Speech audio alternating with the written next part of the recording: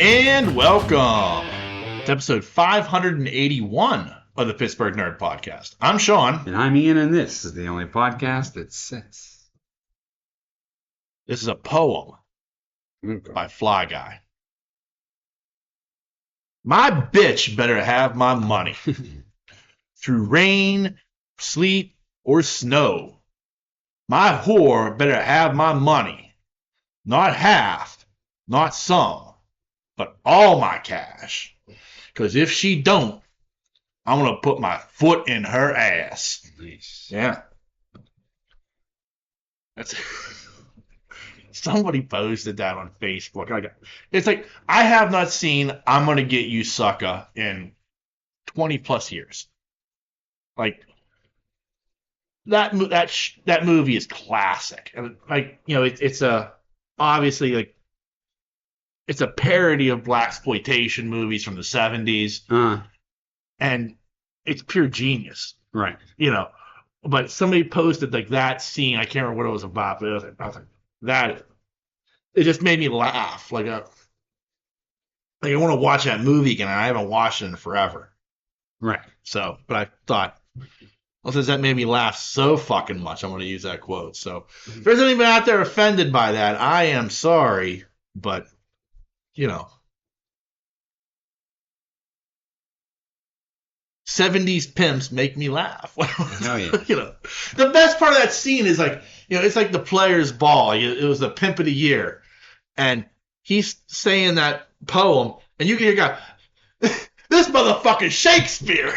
Right. Like, it was like, oh, it's the best. Nice. Yeah. So how are you, sir? Good, yourself? I'm not bad. Not bad at all. Good. Can't complain too much. Yeah. Yeah. You know me.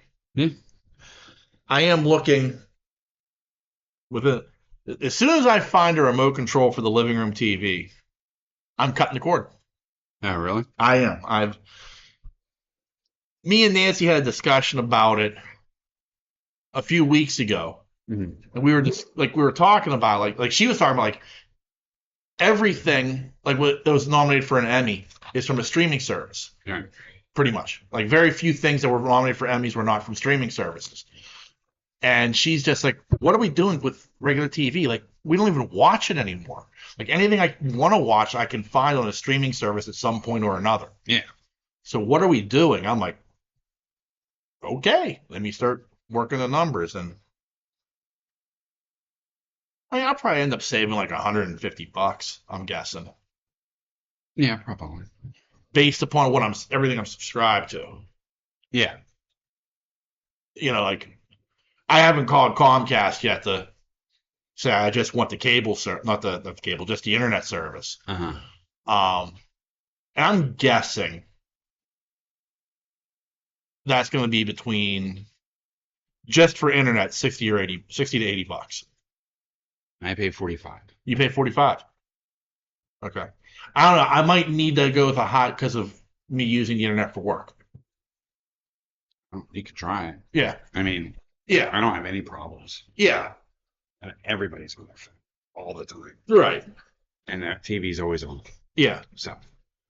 So yeah. I mean, yeah. four I mean, people on the phone. if you're telling me 45 for Comcast, Pay as you go internet. Pay by month. yeah, $45. then I'd be saving even more. Yeah. But yeah, I mean that's definitely what I'm looking at this Yeah, point. that's cool.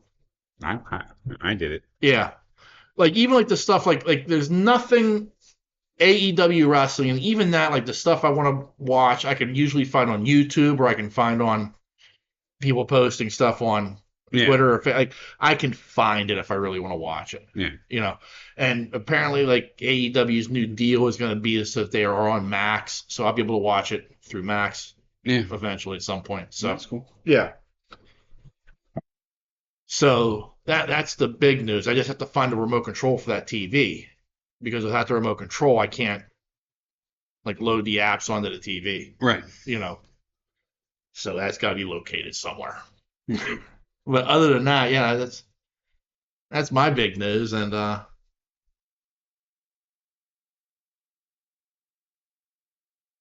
I watched last night Kingdom of the Planet of the Apes. Okay. It's on Hulu now. How was it? It's really good. Like, it's not as good as the first three. Yeah. Like, I'm not going to pretend it is, but it definitely felt like this is the next trilogy. Okay. Like, the way they set everything up, Yeah. the way that everything is done, it felt like, okay, this is where this is going. Yeah. And I'm very intrigued by it. Like, I enjoyed, like, it's tough to say, man, it wasn't as good as the first three, but it was still very, very good. Okay. Like, you know what I mean? Like, it's not, like, to say that it's not a put down to the movie at all. It's just, man, those first three movies were so fucking good. Right. You know, it's tough to follow that act up and try to take that story forward. Yeah. But I thought they did it very well. Mm-hmm. I thought they did a really good job of kind of explaining the world that we're now in. It says many generations later. Yeah. But apparently, like, doing my research, it's like 300 years into the future from the death of Caesar. Uh-huh. And it's really dealing with what is Caesar's legacy. Yeah. And how is that distorted in a way? Yeah. Like, it's really interesting. Like, I liked it, and I liked the main ape. I thought he was very, very good. I liked everything he kind of brought to the table. The human character was very interesting. The villain was very interesting. Like, everything was like it was just really well done. Like, I don't want to spoil it at all. Yeah, don't tell me because I want to watch it. Yeah, but it's very good, and I think it's setting up something. Like, it's that thing of, like, they're trying to hold true to, like, the original Planet of the Apes. Like, that's still to come. Yeah. That's in the future still. Yeah. But, like, the way they're getting there, I'm finding very interesting. Yeah. So, yeah. So I'll say this, if you were a fan of the first three, I highly recommend watching this if you have not watched it yet. Mm-hmm. But I enjoyed the shit out of it, and like, at the end of it, I kind of, like, sat there for a second, like, wow, okay, I can see this has some interesting forward potential. Sure. For another trilogy. Little tidbits. Yeah. Yeah. That's good. That, and just before you showed up, I was watching season 2 of My Adventures with Superman. Oh, that's cool. Yeah. I really like that show. Yeah. I like it because it's a different take of Superman. It's really well done. Uh-huh. It's got an anime feel about it. Mm-hmm. They're going for an anime feel. And there are aspects to it, like the way they've incorporated certain elements of the Superman mythos. I think they're doing a really good job with that cartoon. And, like, you get to the end of this season and you're just like, okay, well, what's next? Like, Right. So I thoroughly enjoyed it. I thought this season, with what they introduced and the elements that are going forward, I like it a lot. And again, if you're a Superman fan, if you haven't watched this yet, I would highly recommend it because I think it's very, very well done and something I've really enjoyed. That's cool. Yeah. Cool. I haven't really watched anything other than Deadpool. I went to go see Deadpool. You went to go see Deadpool. How did you enjoy it? I did. Yeah. Mm-hmm. Like, I hate to say, like, there are things you can spoil because the internet holds no secrets. Yeah. Well, I did like it. There was nothing I didn't like about it. Right. I don't think it held up to the first two for me. Okay. Because I thought that the I thought the first two movies, the love story really held that together. Yeah. And like, it was basically all for her. Yeah. You know what I mean? Yeah. And this was kind of, but it was kind of an abstract, not abstract, but he had to do certain things. He's caught in the time thing. And, Right. Because at the end of, from what I understand, because of what he did at the end of Deadpool 2, yeah, he's now become a variant that the TVA has to take care of. So there's a plot, not a plot twist, but it's good. Yeah. And he has to travel through time to try to find the right Wolverine to help him do things. And so they had all the Wolverines. They had midget Wolverine at one point. It was like crazy town. I was like, what? The two I've seen, because again, the internet holds no secrets, was the Wolverine that fights Hulk and the Cavill. Yeah. Like Henry Cavill, like on screen for 10 seconds as Wolverine. And I'll be honest, like those 10 seconds I saw, I was just like, I think I might need him to be Wolverine. Yeah. But it's funny. You're almost with half the Deadpool shit. You're like waiting for Hugh Jackman to break character. Yeah, because it's just that good. Yeah, and like blow ups on Fox and yeah, they showed Fox in the sand and shit. Yeah. Oh, so there was a lot of those moments. Right. Action was good. When it was on, it was on. Yeah.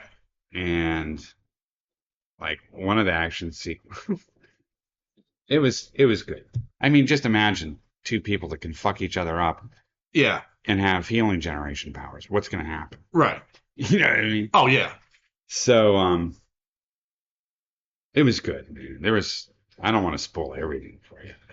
Yeah. No. I mean, there's a part where Deadpool puts on the claws. Yeah.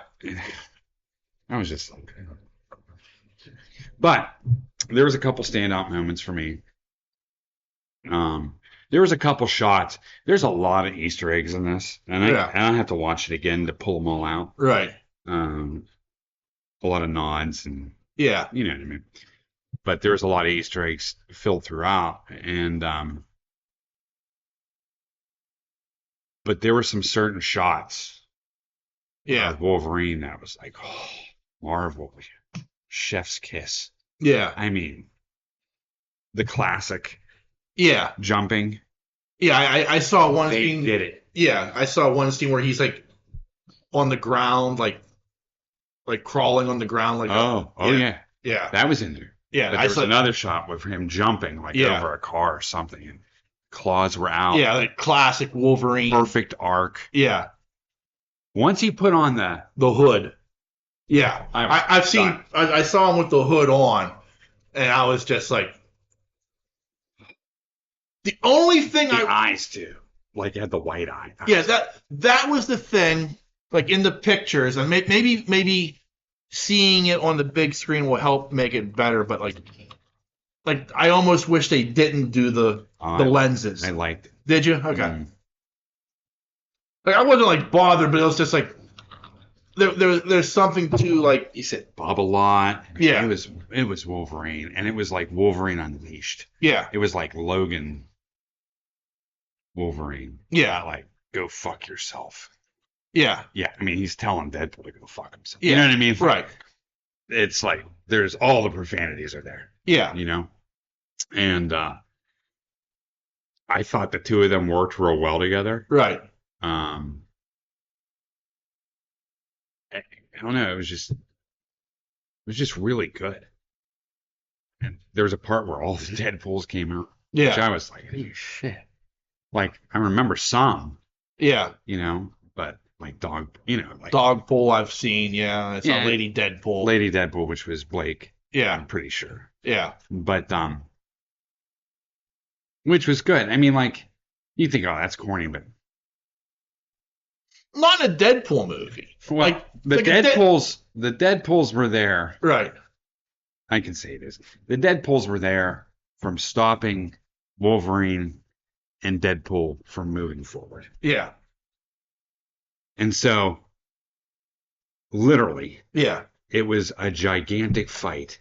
Right. With Wolverine and Dead teamed up against all the Dead. Yeah. And they regenerated. Yeah. But yeah, but the movie, I mean, I love the movie. I just wish she was in it more. Do you know what I mean? Yeah. Like I understood, like, there's a process that Deadpool was going through. Right. You know, and he had to see that process through. Right. But Jackman, look, he was ripped. I mean, he was ready to go. Yeah. I mean, it's astounding how good he is at Wolverine. Yeah. Like his attitude. Right. Even though he's from a different timeline, it's still Logan. Yeah. You know? Yeah, he's playing that character, maybe a slightly different version of it. Yes, and there's so many breaks in the fourth wall. Yeah. That it's just, but they're appropriate. Yeah. Like it makes sense. Right. There's just so many things, dude. Yeah. There's Easter eggs all over the place. They were, I don't know. One of the funnier moments, they were fighting in a car. Yeah. The two of them. Yeah. Because Wolverine had enough. Right. Like, he fucking told him off. Yeah. And then he just had enough of them. And then, of course, you know, Deadpool says something smart, you know. Right. Wolverine was like, Dad said Bob or something like that. Yeah. And they start fighting, man. There's fucking gore everywhere. I mean, there's blood everywhere. Yeah. I mean, absolutely everywhere. Right? Yeah. And then, like, all of a sudden they start hitting the radio station, you know? Yeah. And freaking, the Greatest Showman. Yeah. You know, and then it flipped off, and then it flipped on to something else about musicals, you know? Yeah. But the whole scene was fought with the soundtrack of, I think it was, I'm pretty sure that it was that song from Grease. I got chills. Nice. Yeah. And the whole scene, the whole fight sequence was just about that. So there was like 3 or 4 really good fight sequences, not just between him and Wolvie. Yeah. But there was some serious fucking action in this thing. Yeah. And it was amazing.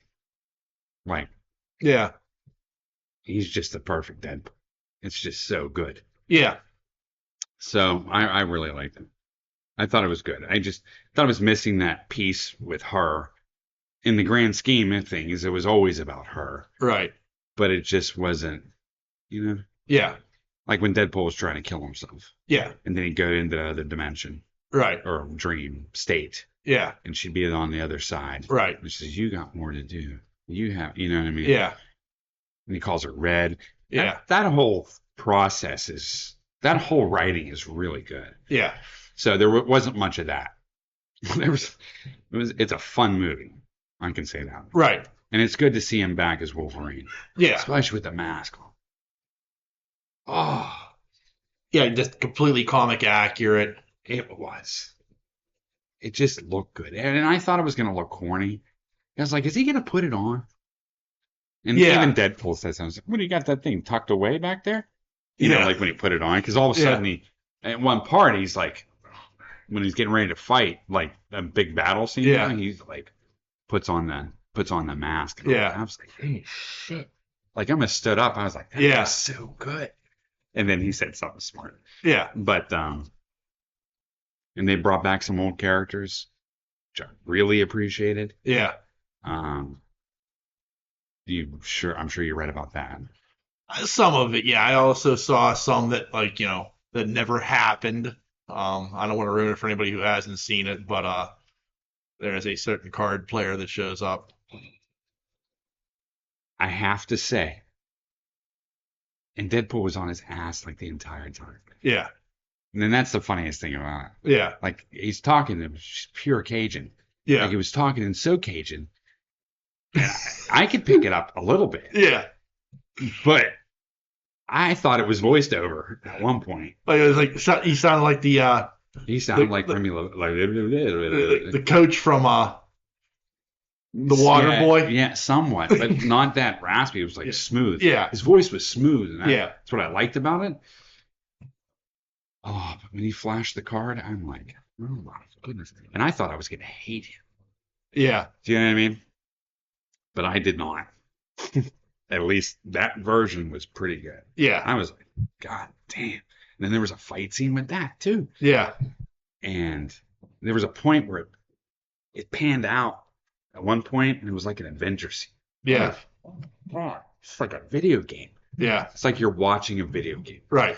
And he brought out the fucking staff. And Yeah. It was all right. You know what I mean? Yeah. And these characters popped in. It's like what is it called? Cameos. No. I forget the name. Or Loki's. The whole thing. Loki. The TVA. Yeah, the TVA. Yeah.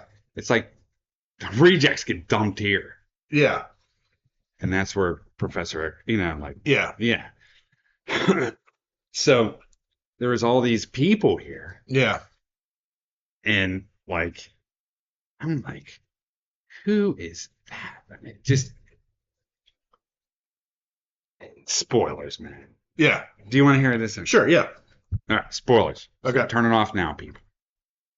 The first person shows up has a hood on when they're in this wasteland. It looked like Mad Max, and even he said it. Yeah. Right. It was like this is like Thunderdome or something like Yeah. that. And they get dumped here. And it's like all the rejects from different timelines get thrown here. Right. Right. And the best way to describe it. Yeah. Toad was there. Everybody was there. Pyro was there. Yeah.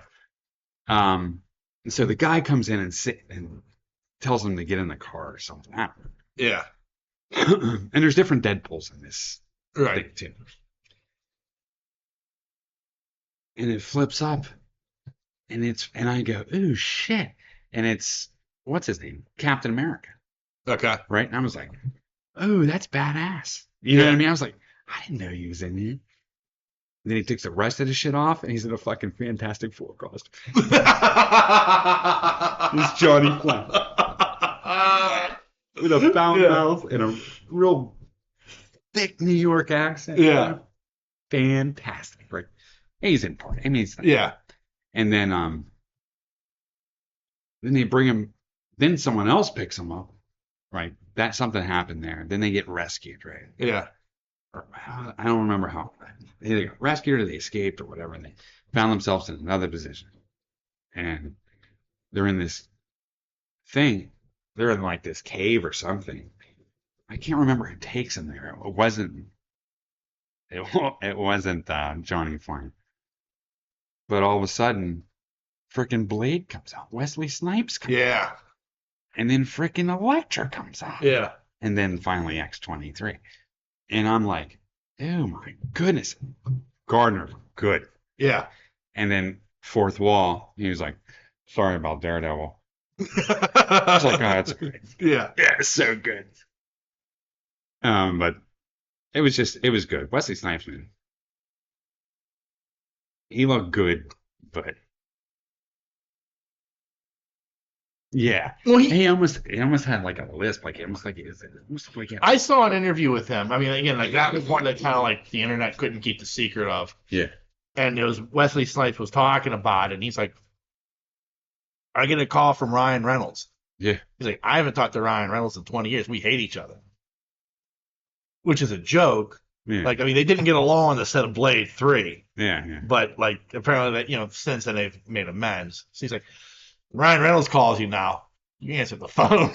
Yeah. He's like, I want you in Deadpool 3. And Wesley Snipes like, how the fuck are you going to make that work? He's like, don't worry about it. I'll make it work. Yeah. He's like, he fucking made it work. It did. I mean, he had a big role for what it was. Yeah. The talking was a little weird, like it was almost like a lisp a little bit. Well, I mean, I don't know if he has a problem or what, but but he looked good. He looked just thin, but he had the gear. I mean, he had it. It was Blade. Yeah. Oh, and good action sequences with him too. Yeah. I was like, ooh, shit. I mean, he didn't put the glasses, how he does that, but everything else was there. And there was this like stoic moment where he goes, well, there can be only one blade. And Ryan Reynolds is like, yeah. The fourth wall. Yeah. Like there was shit like this all in the movie. Yeah. I'm not spoiling much because there's so many breaks in it that it's fantastic. Like there are so many Easter eggs and there's so many breaks in the fourth wall that you have to watch it again just to pick up half of it. Yeah. Like there's so much stuff here. Yeah. There's stuff that has to do with artists and names of shoe shops and there's all kinds of shit going on here that I don't even know. Yeah. It's crazy town. It's deep dive into Marvel past and history, and he's trying to bring it all out. You know what I mean? Like really, it's well done. Yeah, like I know there was like one like it's Layfield's shoe shop because Layfield can't draw feet. Can't draw feet. Yeah. So like yeah. Rob Layfield, he can't draw feet. Yeah. That's hysterical. It is, but I mean there's a shit ton of stuff like that. Yeah. Which I thought, man, that's fantastic. Music was good. Everything about the music was good. Yeah. Yeah, it was cool, man. It was good. Good. Yeah, I was really impressed. The first fight scene was like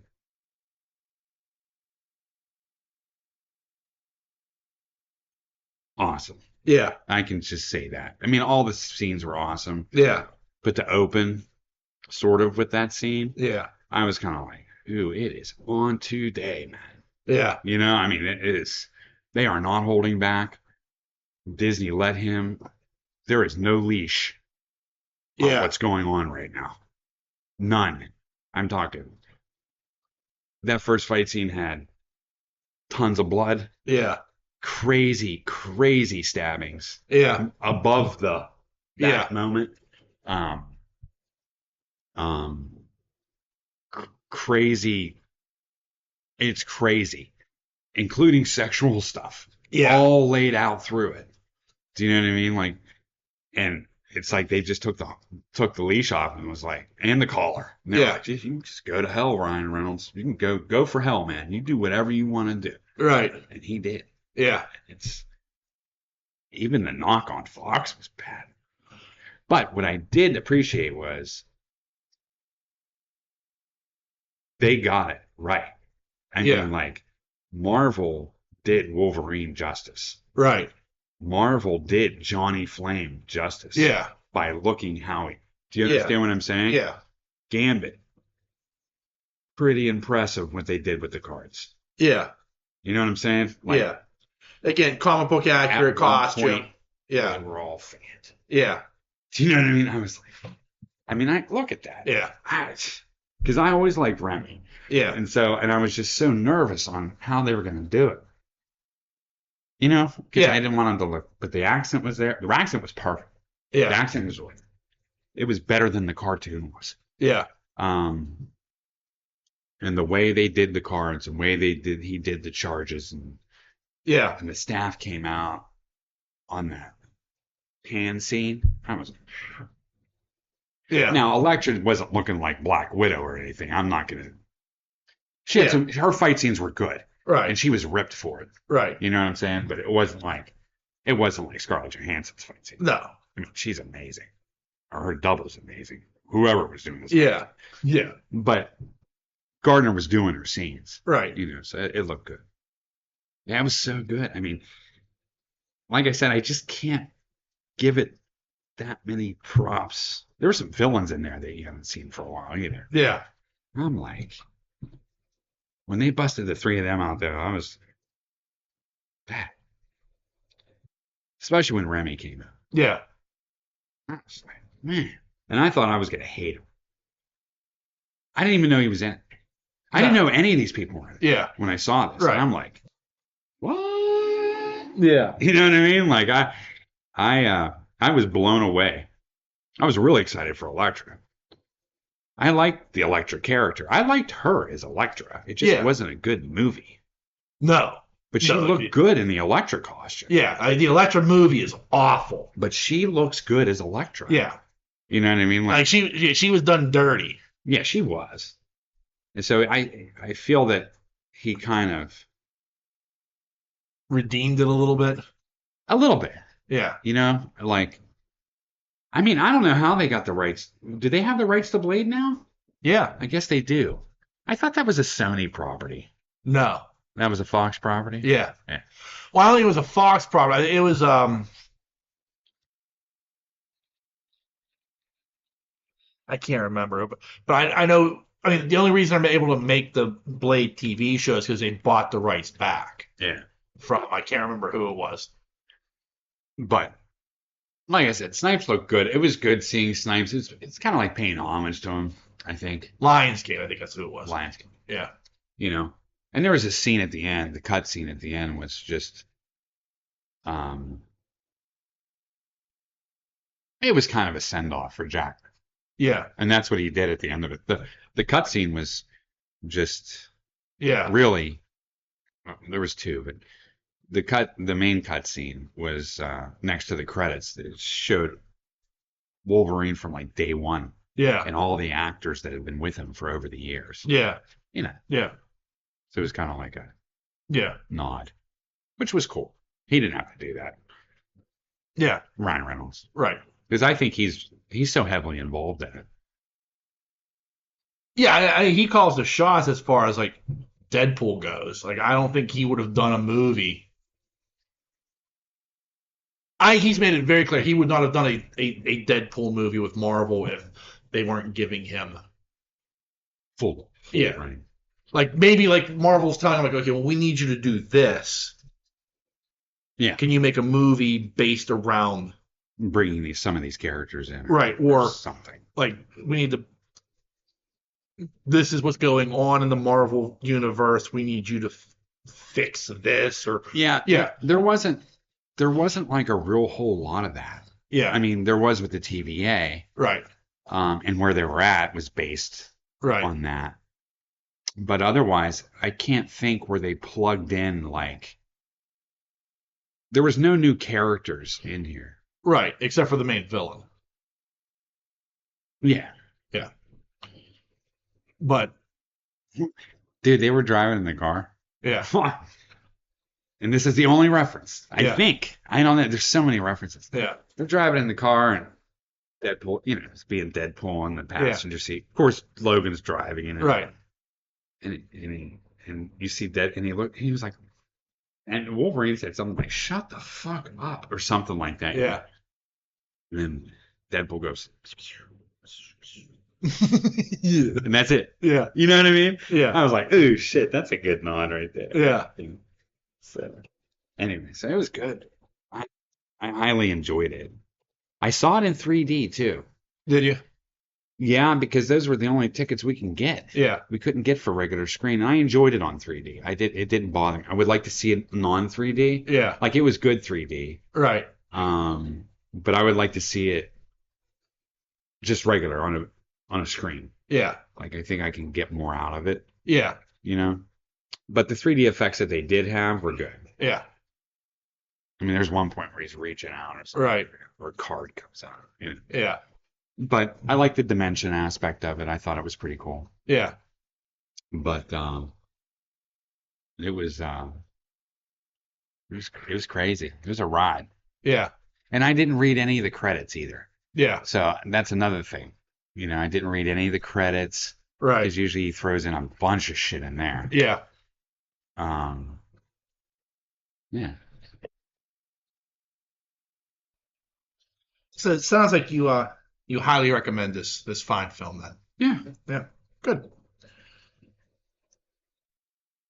I also started watching. I forgot about it, but when we were talking, it reminded me. I also started watching Spawn. Okay. The cartoon, the animated series from like the early 2000s. Yeah. It's on Max. Yeah. And I'm kind of like, if I got nothing going on, I'll watch a few episodes. And I forgot how fucking good that show is. It's good. movie was piss poor, but that animated series was amazing. It was. And you talk about a character that they could have taken to the limits. Yeah. I mean, you put even today's technology versus back then. Yeah. And you do a decent Spawn movie. Yeah. That's a good series. If they can do it right. They have the right people doing it. Right. You know what I mean? I mean, the movie wasn't that bad, but it wasn't great. There were some good images of Spawn in that movie, put it that way. Yeah. There was a couple images where I was like, that's straight out the books. Yeah. But the art is so good in those books, those early Spawn books. Yeah, because I mean that was McFarlane. That was all McFarlane. I know. You know, but I mean, like that's the funny thing. I'm looking at this animated series, and it's like the artwork looks McFarlane. Right. You know, like I mean, it looks like they just took the comic book and just animated it. I mean, and you also have like McFarlane at the beginning of every episode, like doing a little intro, and it's like so cheesy. It's like, oh man, dude. Yeah, but I mean, like, I get it too. Like, I mean, he's trying to introduce his character to the world, and I think he was heavily involved in the show, much less involved with the movie. Right. Hence the failure of the movie and how good the show is. Yeah. But like even like the voice work is like so well done, and but it does. Like, it literally looks like the comic book. Yeah. Like it's like amazing, like how well done that is, and like it's tough because Todd McFarlane has a style. Right. Like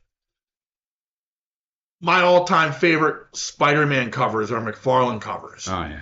You know, because of the way he drew Spider-Man, he drew him so lean and with the big eyes, and like everything about like the way Todd McFarlane drew Spider-Man, I absolutely loved. And like especially like those big glossy covers where you were just like, oh shit, you know? Yeah. Like the way the webbing was on the right the costume and everything. Like McFarlane just got it. And then, you know, with Spawn, like I never read the books, but you know, you'd see like you're like, oh shit, Todd McFarlane's got something to do, you know? Right.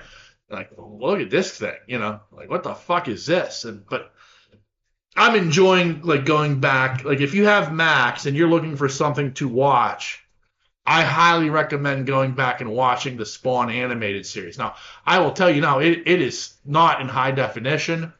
Right. Like when you pull it up, it's you know, it's the 4:3 format of the old school TVs.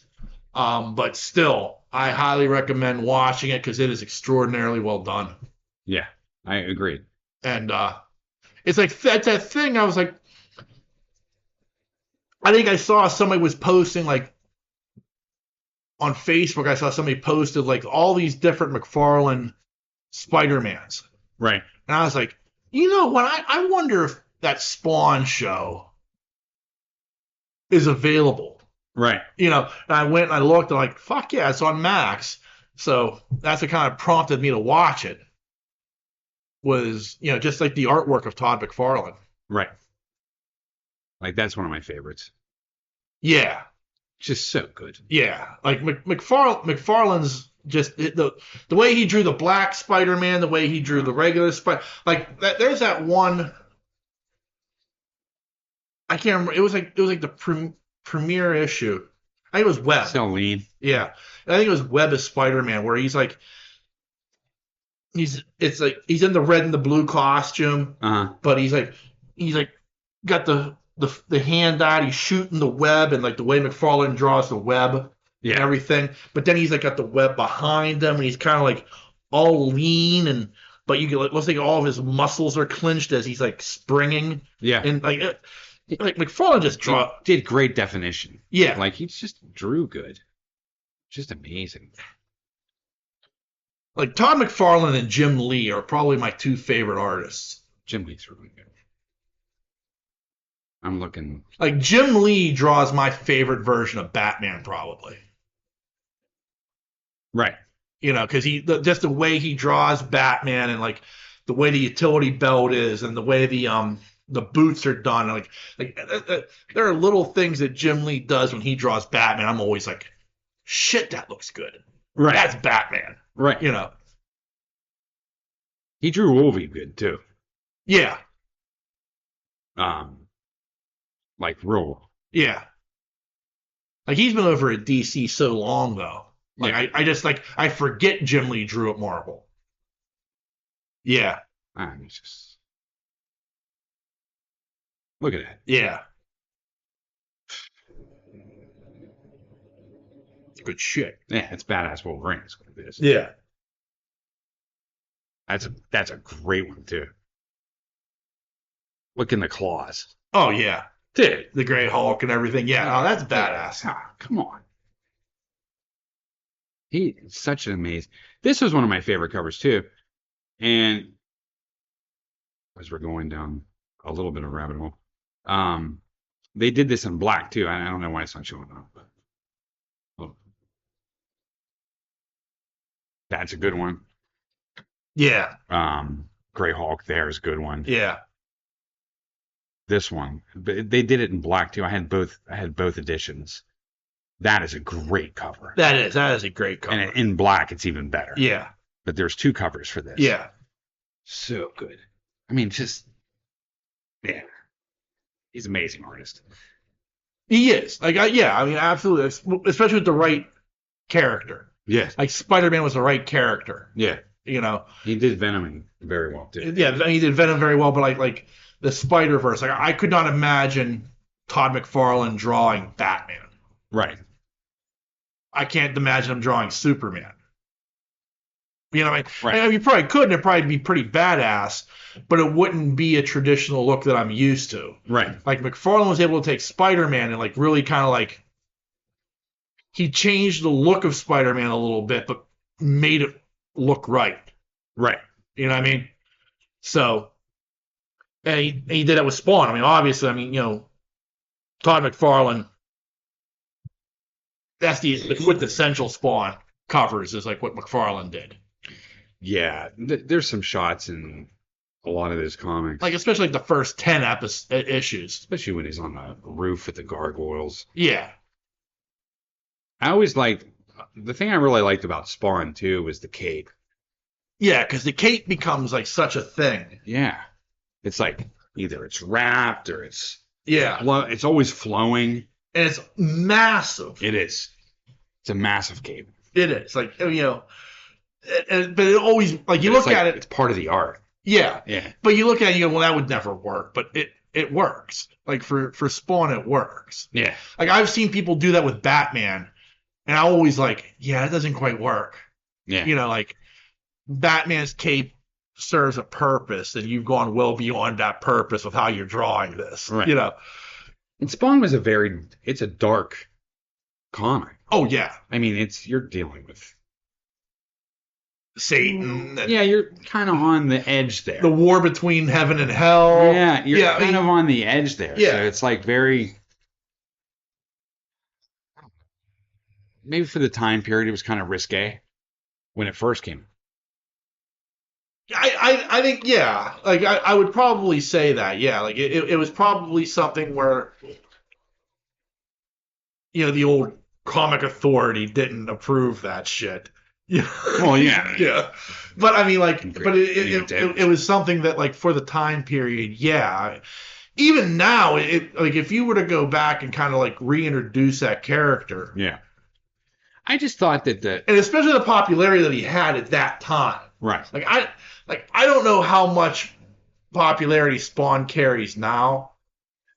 No, but at the time, like when that first launched, like those first huge. those first 3, 4, 5 years, that was monstrous. Yeah, like, but he was outselling DC and Marvel. And I think what happened was, to tell you the truth, I think what happened was all the comics were good. Yeah. But he oversaturated the market with too many things. Yeah. Like he wanted, oh my God, he came out with little Spawn. And I think he should have just ran with Spawn for a little bit. And then he came out with Savage Dragon. There's a lot of them that came out around the same time. Savage Dragon was actually pretty good. But that was, I mean, like, but there was like a group of them that formed Image. Yeah. Because it was him and it was Jim Lee and it was a couple. I can't remember who else. Like, there was like 3 or 4 other people. Like that's why like they debuted together. Like this is Jim Lee's project, and Spawn was Todd McFarlane's project, and that but then they came out. I mean, Wetworks was really good. Yeah. Was it Wildcat? No, Wildcat. Wetworks was good. There was a comic called Union. Yeah. There was a number of them. Yeah. And some were good, and some were just okay. Yeah. You know what I mean? And I think that, but it just got oversaturated. I feel. I felt that it got oversaturated with Image Comics. They were just trying to put out anything they could. Right. And I think it just kind of fell through. I mean, not fell through, but. But Image also became the place where, like, I mean, Robert Kirkland could go there and do The Walking Dead. Yeah. Yeah, you're right. You know, like like as much as you, like, there's Marvel and there's DC, and like for a long time, Dark Horse was like that distant third. Yeah. And they were like, I could not tell you an original Dark Horse comic book. Yeah, I can. But like I know, like we were like grab up titles. Like they had Star Trek, they had Star Wars for a very long time. They carried a Star Wars torch. You know, who had The Crow? Is that independent? Yeah, that's completely independent. Yeah. Maybe. Yeah, like they were like a very small. I tell you what, they need to do. I think that the next movie that needs to be done, to be quite honest with you, for The Crow? No. Okay. Not The Crow. I think the next movie that needs to be done is they need to go back to the Eastman, Laird, original Turtles, and they need to do a Turtles movie in that style, like with that like Ronin style, that style of turtle, not the overinflated pastries that they had. I've read that that apparently Paramount they either have greenlit it already or they're thinking about it, doing a Last Ronin turtle movie. That'd be good. But it has to be like, you got to take at least 3/4 of the one-liners out of the movie. Yeah. And then make it a dark movie.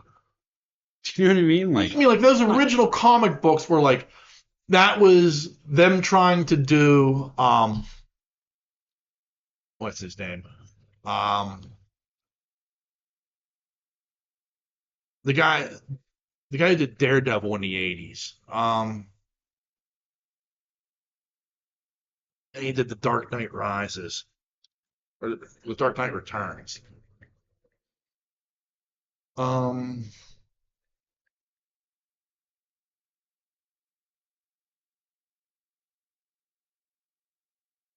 Dark Knight Returns.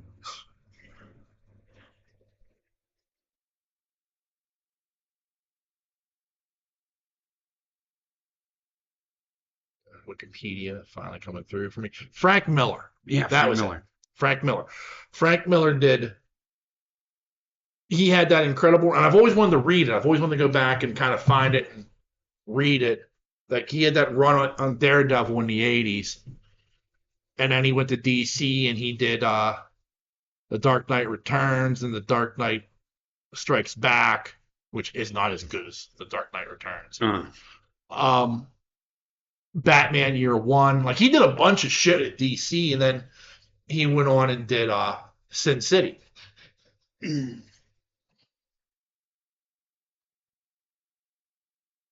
So, like, yeah, if you could go back and you could go like make a turtle movie like in that vein, yeah, that they were trying to do, like, they'll never do it because like the turtles are aimed at kids, you know, right? And 10-year-olds aren't going to watch that movie.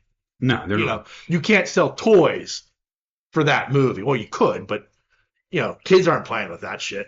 You know, so it's that thing of like the problem they have is that it's a movie, it's a niche movie that not many people would watch, and right. think. and the people who would, would pay top dollar to see it, but there's not enough of a market for that. I know. But they were so good. Oh, I agree. I absolutely agree. The white eyes. Yeah. Like, look at that.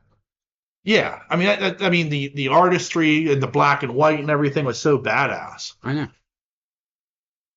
Like, I was more shocked because I wasn't, like, the turtles I knew were, turtles in a half shell. Yeah. Turtle power. Like, those are the turtles I knew. So, like, when I found those comics, I was like, what the fuck is this? It's completely different. Like, I rejected that at first. Because I'm like, this isn't the turtles. But then I came around and, like, I was like, well, let me give that a try again. And I was like, oh, shit. This is what they originally were. Okay. Like, so. A little bit darker. Yeah. That would be interesting. Yeah, I would like to see it. Yeah. I would love to see a movie like that. Not quite as interesting though as the big announcement last weekend. Did you see? You didn't see that? Mm-mm. Well, they announced that the Russo brothers are back. Yeah. For Avengers 4 and 5. Okay. Or no, 5 and 6. That's what it is. But Okay. The next 2 Avengers movies. Yeah. The 6th one is called Secret Wars. No way. But the one before that is called Doomsday. Really? Yes. And they announced who's going to be playing Dr. Doom. Who? Robert Downey Jr. Are you kidding me? No. How? Well, the speculation is, like, they are so sold. First off, the one that's now Doomsday was the one that was originally called the Kang Empire. Okay. So they've bought into still the multiverse aspect of the Marvel universe. Right. In one of those universes, and it's comic book accurate that this has happened in the comic book. There is a version of Dr. Doom that was Tony Stark. Okay. So he's from another dimension. Right. Nice. Does that mean we're getting Iron Man back too? I don't know. I can't see. Like, I think in the Marvel Cinematic Universe, I can't remember what the name of it, the number it is, but that Tony Stark is dead. Yeah. I feel like if you give me a movie where at some point the Avengers, like if you give me Paul Rudd's Ant-Man and Falcon and Winter Soldier and like a few other, like, who were from the original lineage. Yeah. If you give me them in a scenario where they meet up with Dr. Doom and he takes off his mask and there's Tony Stark underneath, they're going to be floored. Yeah. You know what I mean? Like, I could see where that could be an interesting movie, and then you take that forward to Secret Wars. Like, Doomsday is the Infinity War to Secret Wars being Endgame kind of deal. I don't know. I don't know. How are they going to bring in the Beyonder? Well, I mean, that's the thing. Like, maybe you don't bring in the Beyonder. Like, I agree. Like, if you could do the original Secret Wars, if you could take that comic book series from the 80s and actually do it, that would be batshit crazy. Right. And I'd be all for it.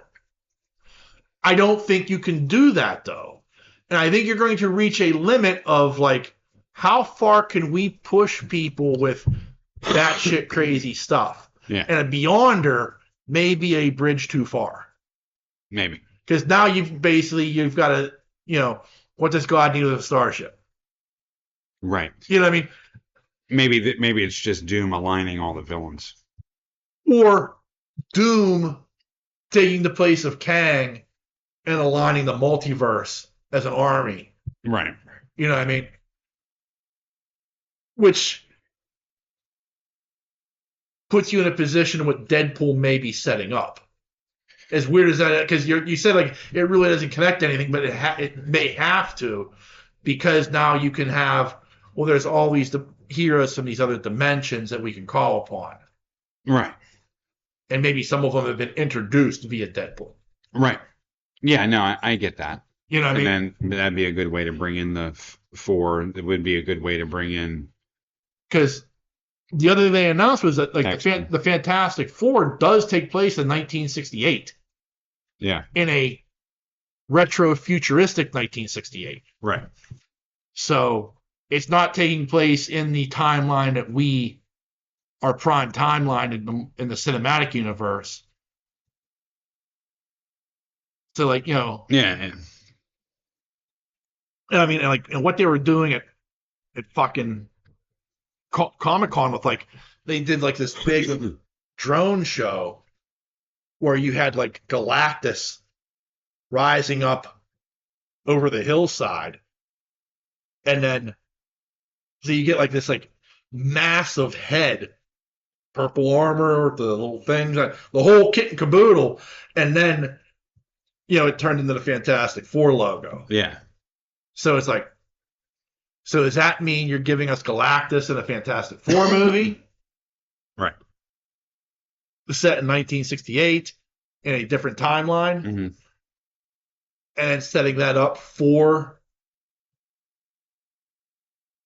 Doomsday or whatever Secret War. Like, yeah.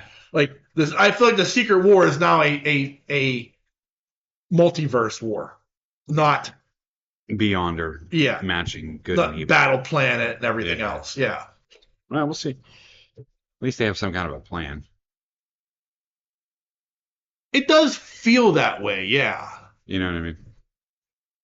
But I feel like part of that plan is kind of like, well, we need to shut some of this shit down. like we discussed it a couple weeks ago. Like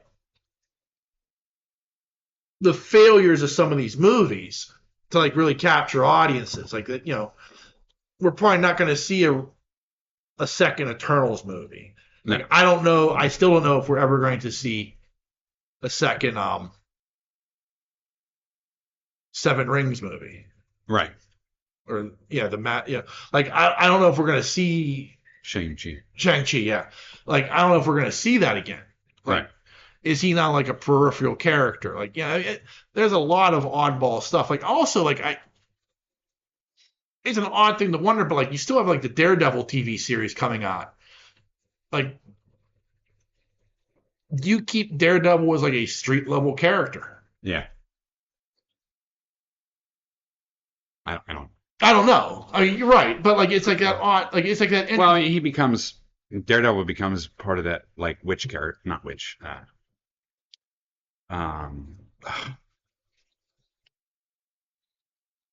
Black Widow style character. Because her and Hawkeye were just basic humans. I mean, they weren't basic, but they were. I mean, Hawkeye had extraordinary abilities, but he wasn't like. No. Yeah. He was a fighter. Yeah, he was a guy who used a bow and arrow. Yeah, but I know that. But what I'm saying is like he can also fight. Right. But what I mean, like he was ground level. Yeah. And up in wherever shooting arrows. Which made him and her interesting being a part of the Avengers because everybody else was like, well, even Iron Man, aside from the suit, was a normal guy. Right. But like with no abilities. It goes back to and I can hear Stork groaning already. The farm scenes where right. His wife is telling him like,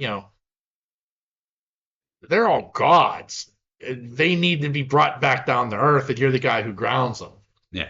Like stuff like that. Like yeah, it's those street level characters. Yeah. It's funny. But even I'm not taking anything away from Daredevil. I mean, he has his abilities. But what I'm saying is like his abilities. It's like bats, right? Right. Bat's not superhuman. No, but yet somehow, like like you would think like Batman would be like, man, this guy he can't handle. But somehow he always finds a way, like against like Darkseid, to outsmart him. Yeah. Like he finds ways. That's kind of his ability. Yeah. Like to beat what you would think is a Superman level villain. Right. But he's doing it in a way that it's like, oh shit, okay. Right. And then, but you have like those ground, like Jessica Jones, and you have all these characters, which I consider ground level. Yeah. Even Iron Fist and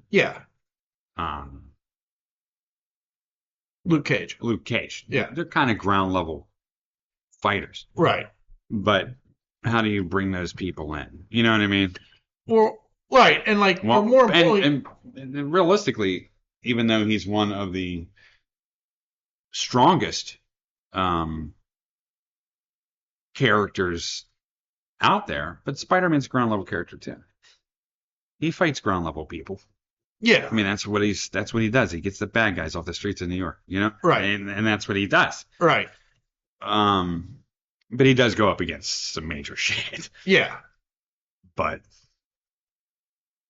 like, it's just Daredevil's that interesting character of like, I want him in the MCU.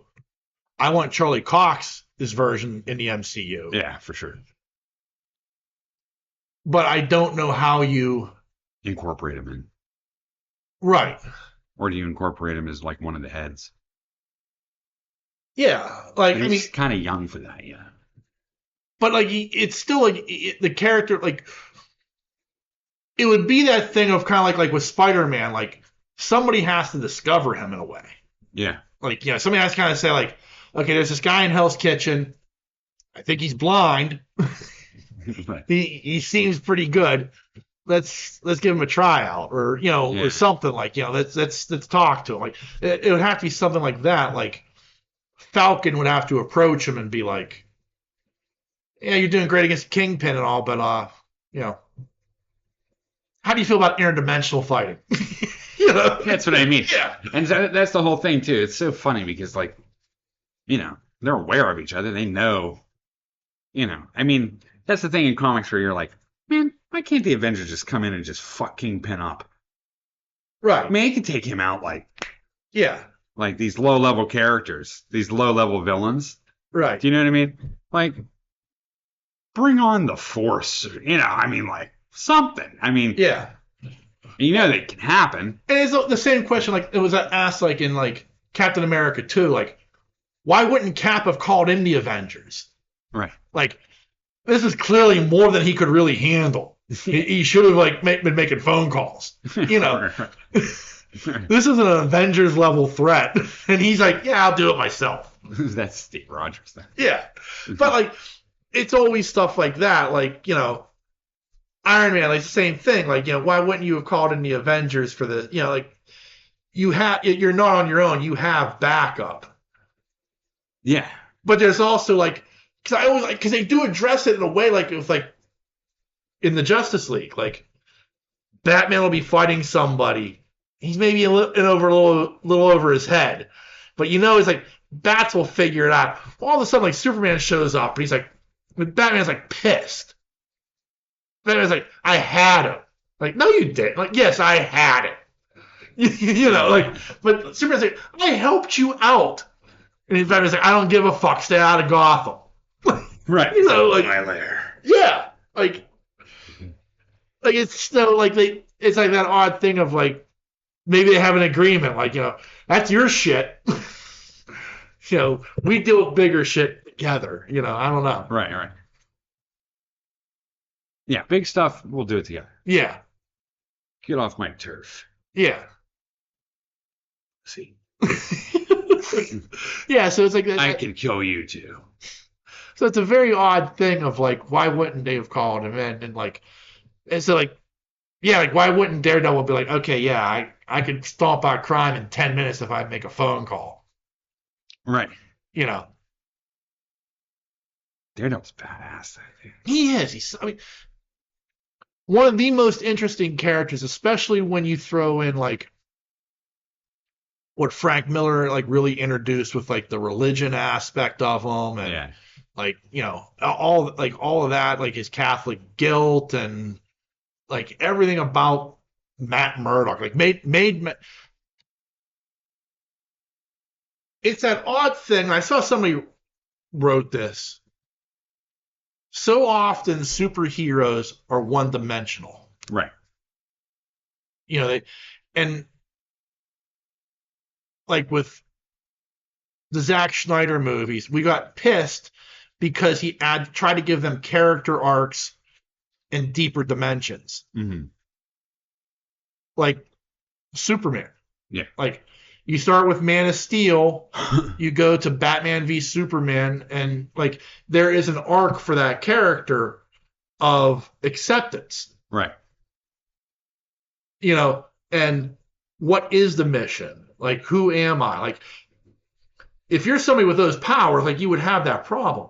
And like, but we hate it because it's like, well, that's not Superman. Well, no, because Superman's a one-dimensional character most of the time on the page. Right. Frank Miller, like Marvel usually did, like there were Peter Parker had more dimensions, and the Fantastic Four had their squabbles amongst each other, and like, but like Frank Miller like really gave like Matt Murdock depth. Yeah. Like depth that we hadn't seen before. Of like, this is who this person is, and these are his trials and tribulations, on top of also fighting crime in Hell's Kitchen. Right. And I think also too, going along with that, I mean, they did go into some deep stuff. I think more of the deeper stuff went. I just thought of a Deadpool part. Oh, anyway, it's just ripped right from the comic. Yeah. I mean, ripped. Yeah. I mean, I think I stood up on that one too. I was like, oh my God. But I'm not gonna say it. Yeah. But Wolverine had a lot of depth to his character, and it was like they kind of touched on it in the movies. Right. They did, but they can never piece it together right for me. Yeah. You know what I mean? Like, it was always said that you can never get inside of Wolverine's mind because you'll go absolutely fucking crazy. Right. Like, you can't handle what's in his brain. Yeah. They never really showed that. Right.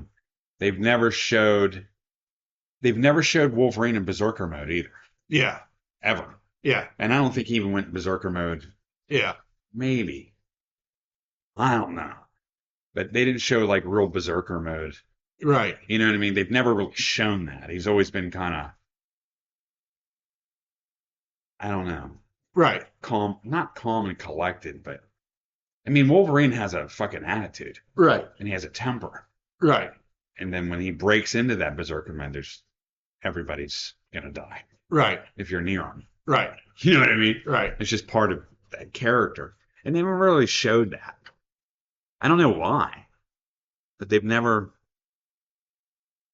Maybe it's just too much. Maybe. To show. Yeah. But dimensions and characters. Yeah. I mean,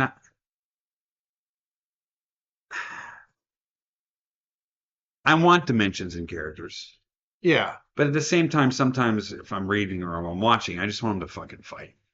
You're right. You know what I mean? It becomes a Godzilla movie. I just want to see the monsters fight. Yeah. I mean, you got to do a whole movie about stuff like that. You know? Right. Like one of the most complex characters is Jean Grey. Yeah.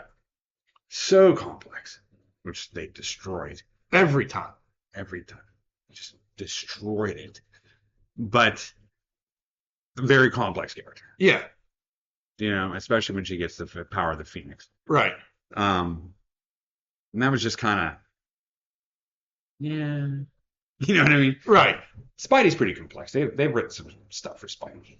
Right. I think it starts with like the death of Jean. Not Jean Grey. Mary Jane. No, not Mary Jane. Yeah. Gwen Stacy. Oh, God. Like I think it starts there. Like I mean, he was basically a generic wisecracking suit, and then he loses Gwen Stacy, and that affects him forever. Yeah. I think today they still every once in a while refer back to Spider-Man number 47 from 1968. So it's and that was relayed very well in the last Spider-Man too. Yeah. With Andrew Garfield. Yeah. That was very well done. Like he still hurt from it. Right. And it showed that pain. Right. And him saving Mary Jane. Yeah, I mean it was like a redemption. Yeah. Sort of redemption. Yeah. But that's why you gotta admit McFarlane was good in that movie. Not McFarlane. Garfield. Garfield was good. Yeah. He was excellent. Yeah. It was more the brooding Spider-Man. You could see the change from Spider-Man. His second film. Yeah. You can see the change from that second film, and it carried over into this one. Yeah. He's still dark. Darkish. Yeah. I thought. I'll say this. No, I he's still my least favorite Spider-Man. I might even put him behind the guy who played Spider-Man in 1979.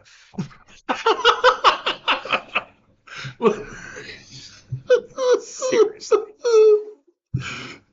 But at the same time, it's awful to say. Because you're saying that because he's my favorite. I'm dicking with you there, yeah. But at the same time, I do think Marvel did a good job of taking him and, for lack of a better term, rehabilitating that version. Yeah. I get it. Like the Tobey Maguire one didn't need a redemption. I didn't think he needed a redemption. You just don't like. You don't like those two movies. I love them. I don't like that version of Peter Parker. Right. I mean, I thought those movies were well done. I thought the death of Gwen Stacy is one of the best things I've ever seen. Oh yes, I will not deny that. That death of Gwen Stacy moment, that is phenomenal. Yeah, the whole falling, the web going through the clock pieces. Yeah, everything about that scene was one of the best things I've ever seen. Stellar. I'm not gonna deny that for a second. That was the CGI that was done with that was just absolutely amazing. The silence of the break, was absolutely amazing. Yeah. The whole thing, was good. Like the way the web opening up in slow motion, and that scene is phenomenal. I will not deny that. May be a top 10. I mean, I was like superhero moment of all time. Yeah. Before she even broke her back. Right. Because you knew it was coming. Yeah. But it was brutal. And they teased you with it. Yeah. Too. Yeah. Because he kept planting her down. Yeah. But I still, I do not think they got, I don't think they ever will, but I don't think they'll ever get Goblin right. I think Defoe's Goblin is good. In No Way Home. Yeah. Yeah. Because you got rid of the mask. Yeah. That mask sucked. Yeah, it was horrible. I think Willem Dafoe did a very good job in the first movie of playing Goblin had it not been for that mask. Right. That mask is awful. It is. I thought Dafoe, once he got rid of the mask, he looked more goblinish. I think it's a very hard thing to do, I know. To do the Goblin look. I think it is too. I think it's almost impossible to do that comic accurate look. But I think what Willem Dafoe did in that movie is as close as you can get. Yeah. But I just don't. I think that's my problem is I haven't seen a Goblin really that I really, really like yet. Right. The facial. Yeah. And I think that's part of the problem. There's a way to do it. I don't know how to do it. But there should be something you can do I don't expect to see the Green Goblin like that, but I expect better than what they did. And I don't know how to do that. And I think they tried it, like you said, I think they tried to do it with Mac and stuff like that in the first one. Yeah. But, yeah, I don't know. I mean, we'll see. If it ever happens. Pumpkin bombs were badass in that movie. They were.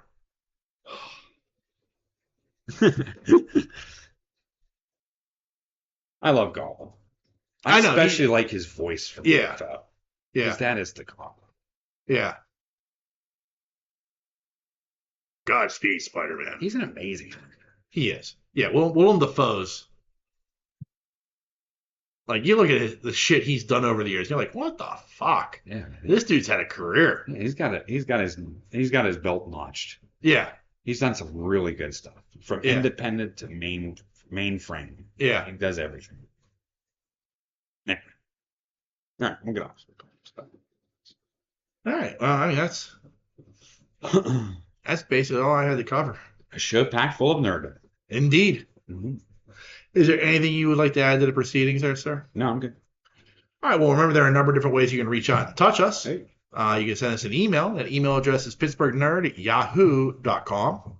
You can also find us on Facebook and Twitter. Just search Pittsburgh Nerd Podcast. We're very, very easy to find. And we are on a number of podcasting networks. You can find us on the Tangent Bound Network, the We Be Geeks Network, and the Pod Breed Network. Just give them a Google search and you can find all the other great podcasts they have to offer. And lastly, as always, want to thank you, dear listener, for taking the time to check us out each and every week. We can't thank you enough for your support. Yeah. And on that note, the dreamer has awakened. Peace.